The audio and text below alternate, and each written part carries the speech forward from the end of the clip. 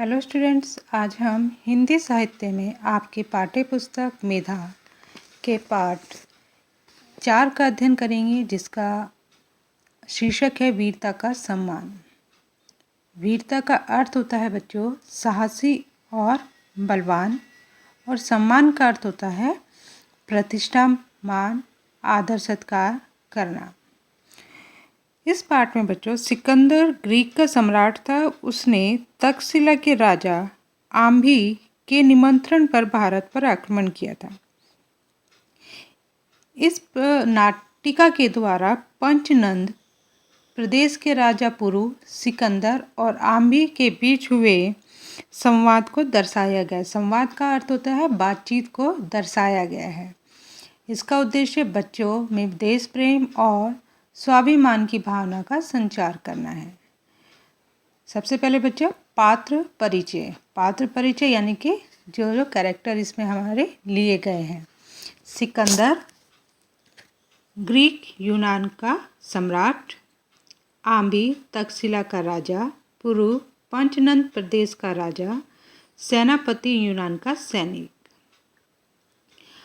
ध्यान से देखिएगा बच्चों, सिकंदर कहाँ का राजा है? यूनान यानी कि ग्रीक का।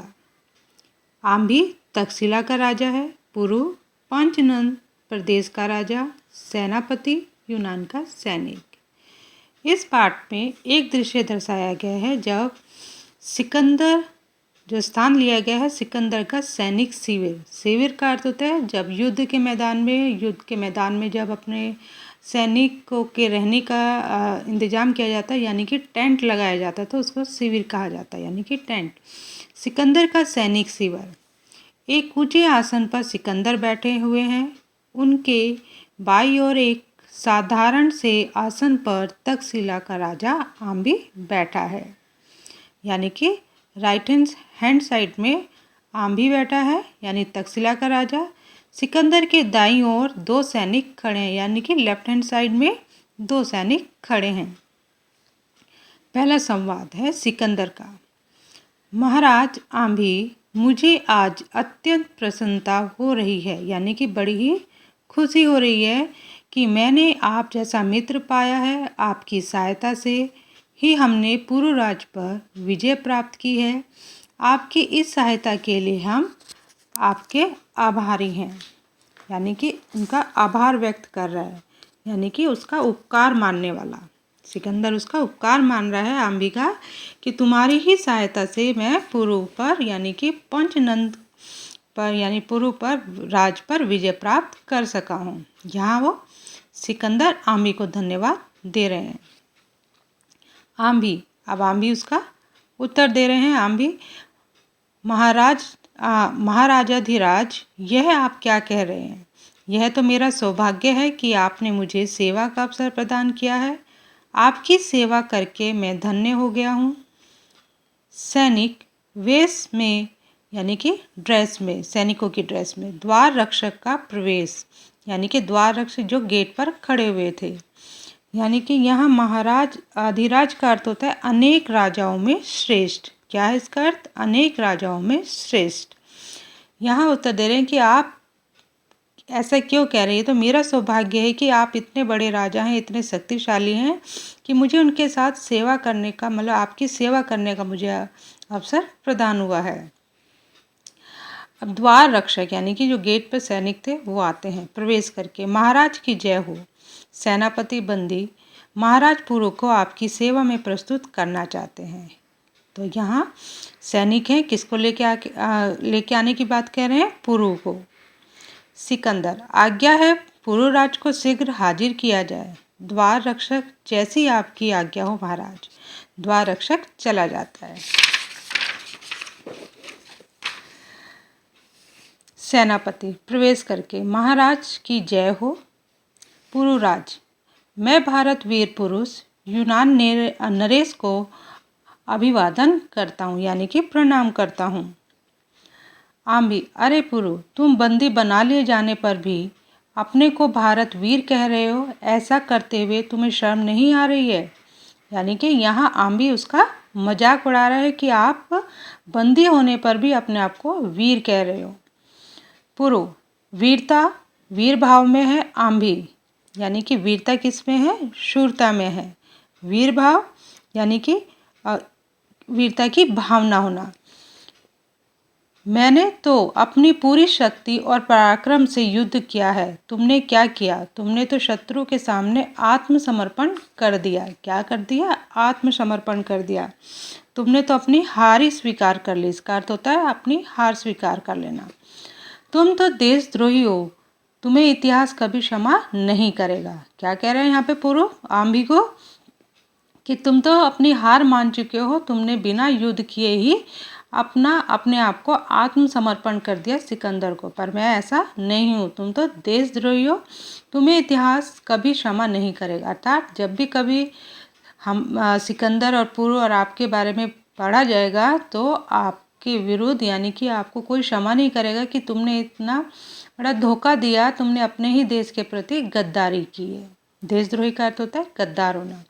सिकंदर, लेकिन पुरुराज इस समय तो तुम बंधन में हो, यानी कि तुम तो इस टाइम बंधे हुए हो। पुरु, महाराज वीर पुरुष के लिए बंधन और मरण अथवा जय और पराजय बराबर है।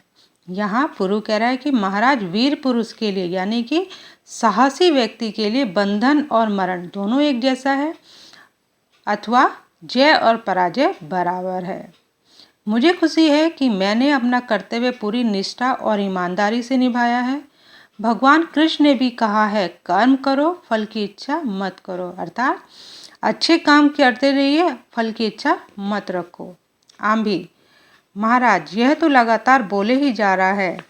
सेनापति को शीघ्र इसका वध करने की आज्ञा दीजिए। सिकंदर, आंभी की बात अनसुनी करके यानी कि उस आंभी की बात को वो इग्नोर करके, पुरुराज मैं तुम्हारे साथ मित्रता करना चाहता हूँ, क्या तुम्हें स्वीकार है? यहाँ सिकंदर पुरु से मित्रता करने के लिए आग्रह कर रहा है। पुरु, यूनान नरेश, मैं आपकी चाल अच्छी तरह से समझ रहा हूँ। आप मुझसे मित्रता करके भारत राष्ट्र के अन्य राज्यों पर विजय प्राप्त करना चाहते हैं। आंभी, इस बात का प्रत्यक्ष प्रमाण है। आप एक बात अच्छी तरह समझ लीजिए, मैं आंभी की तरह देशद्रोही नहीं हूँ। संधि करना भी देशद्रोह है, जिसे मैं कभी स्वीकार नहीं करूँगा। यहाँ पुरु सिकंदर के सामने कह रहा है कि ये मैं समझता हूँ तुम मित्रता क्यों करना चाह रहे हो, मुझसे दोस्ती किस लिए कर रहे हो, कि ताकि मैं तुमसे दोस्ती करके तुम मेरा साथ पाते हुए अन्य राज्यों पे भी विजय प्राप्त कर सको। पर और उदाहरण देते हुए कहते हैं, जैसे तुमने आंभी की सहायता से मुझे बंधक बनाया है, ये इसका प्रत्यक्ष प्रमाण है, यानी कि आंखों के सामने जीता जागता प्रमाण है ये। आप यहाँ कह रहे हैं कि मैं ऐसा काम नहीं करूँगा। यदि मैंने आपके साथ संधि की तो वो भी मेरे लिए एक देशद्रोही यानी कि मैं गद्दार कहलाऊँगा, मैं जिसे मैं कभी स्वीकार नहीं करूँगा। अर्थात मैं गद्दार होना नहीं चाहूँगा। आंभी, पुरु, अपनी जबान पर लगाम दो, तुम मेरा लगातार अपमान किए जा रहे हो। यहाँ आंभी को गुस्सा आ गया और वो कहता है कि तुम लगातार मेरा अपमान कर रहे हो। पुरु व्यंग से यानी हंसते हुए, तुम्हारा अपमान आंभी, क्या एक दास का भी मान अपमान होता है? सिकंदर, पुरुराज, आप भारत को एक राष्ट्र मानते हैं, लेकिन मैं आपके विचारों से सहमत नहीं हूँ।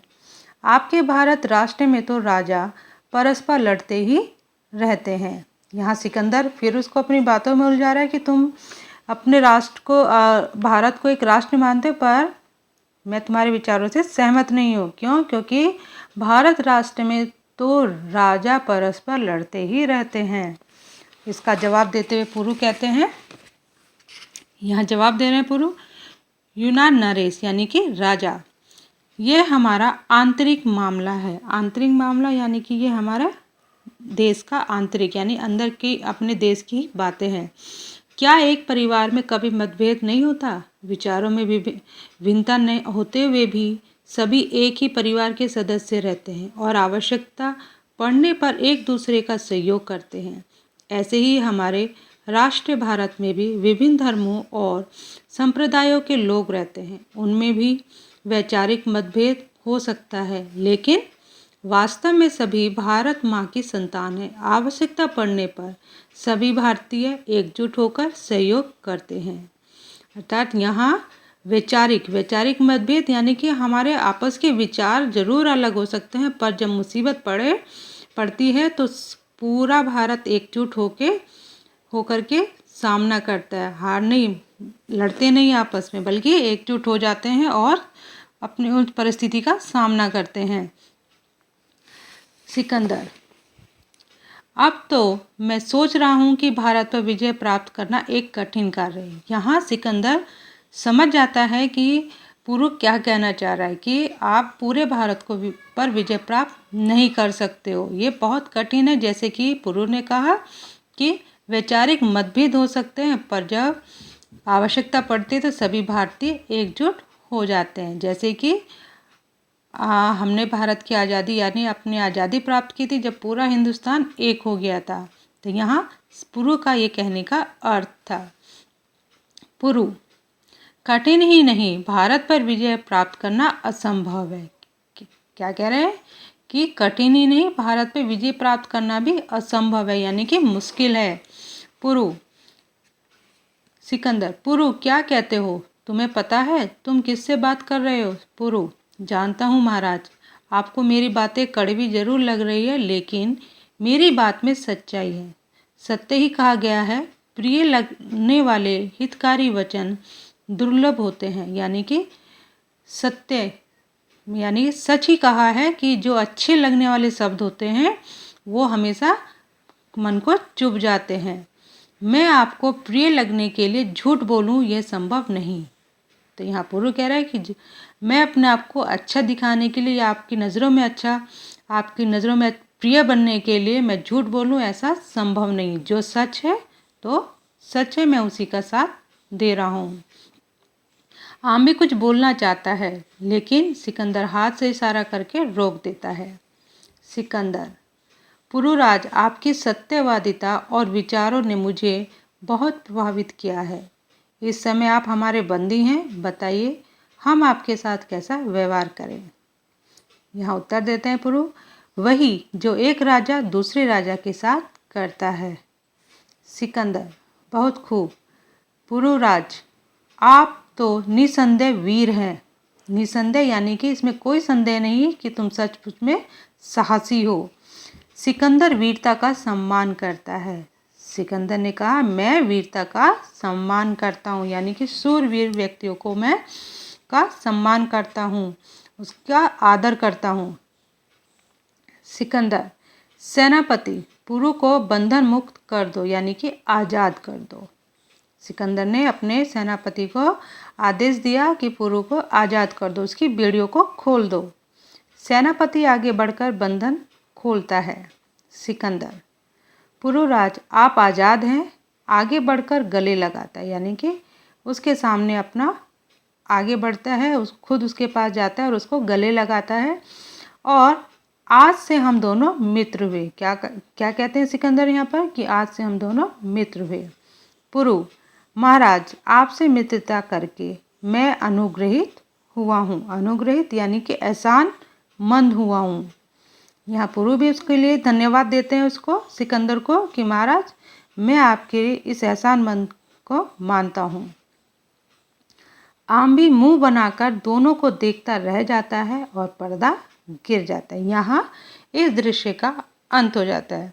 इस पाठ में बच्चों हमने नैतिक जो मूल्य सीखा है वो है कि देश प्रेम, वीरता और स्वाभिमान। जिस प्रकार पुरु ने देश प्रेम दिखाया और वीरता दिखाई और अपने स्वाभिमान को भी उसने नीचे नहीं गिरने दिया, यानी कि हार नहीं मानी, अपने स्वाभिमान को भी उसने ठेस नहीं पहुंचने दी।